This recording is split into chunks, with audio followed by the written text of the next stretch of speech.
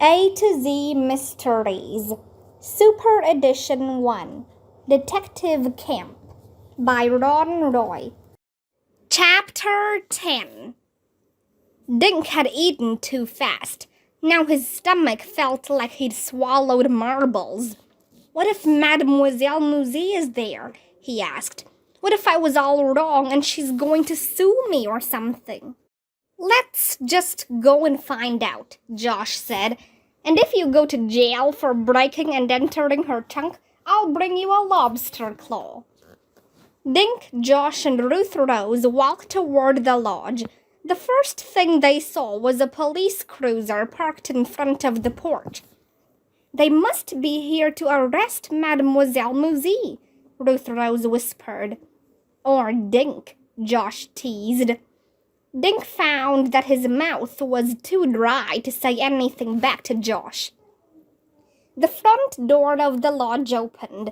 Two police officers escorted Mademoiselle Musée out of the building and down onto the driveway. Her hands were handcuffed in front of her. With Mademoiselle Musée in the back seat of the cruiser, the officers drove away. Detective Rob held the door open for the kids. Come on in, he said. The Darbys are waiting for you. He led them into the great room. Michael and Bessie Darby were sitting on one of the sofas. Sitting between them and holding Bessie's hand was Buzzy Steele. Well, hello, Michael Darby said when he saw the kids enter. Please sit. Maria was going to bring us all some lemonade. The kids sat on another sofa facing the Darbys and Buzzy. Buzzy looked at Dink, Josh, and Ruth Rose. He winked. First, I want to thank you three for exposing Mademoiselle Musée for the thief she is, Michael Darby said. When we decided to open this little camp, we had no idea any real detective work would be necessary. Mademoiselle Musée admitted to everything, Detective Rob told the kids. If you three hadn't figured out what she was up to, she'd have walked out of here with several extremely valuable paintings. Bessie Darby turned to Buzzy. Dear, why don't you tell the children the rest of the story? Buzzy blushed. Okay, Grandma, he said. You're the Darby's grandson? Josh blurted out. Yep, I sure am, Buzzy said. I didn't say anything because I wanted all the kids to treat me the same as Luke and Angie.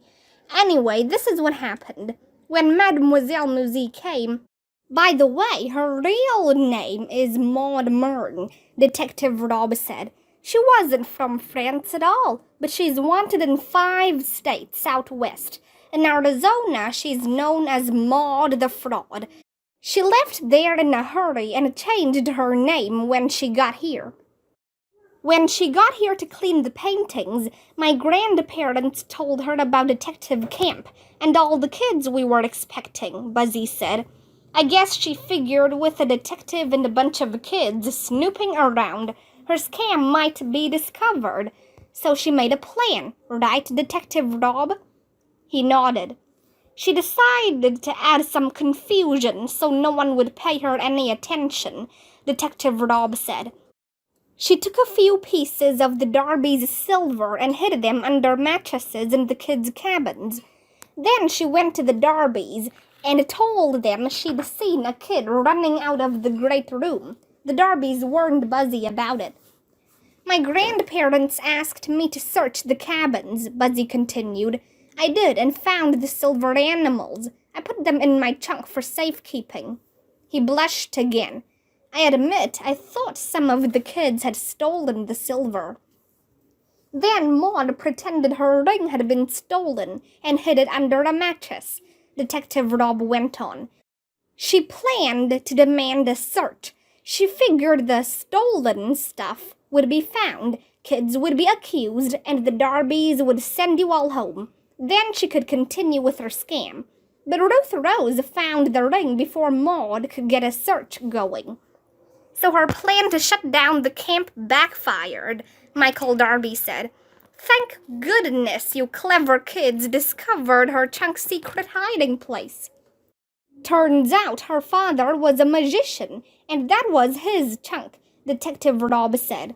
He used to hide things inside that hollow door. Bessie Darby sighed. So sad. The woman was a talented painter and restorer, but she threw it all away because she was greedy. What will happen to her? Ruth Rose asked.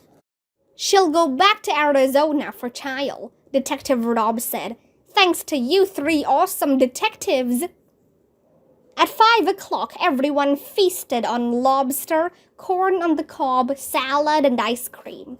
The Darbys came to the lake and sat in lawn chairs out of the sun.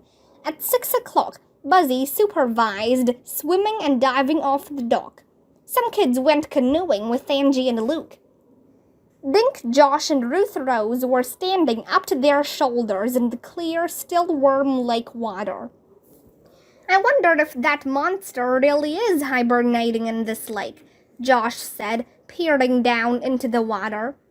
Maybe you're standing on him, Dink said. Better watch out, Josh. I'm not afraid of any old monster. Suddenly, Josh's eyes opened wide. His tongue drooped out of his mouth. He fell over and he disappeared under the water. Josh the Joker, Dink said.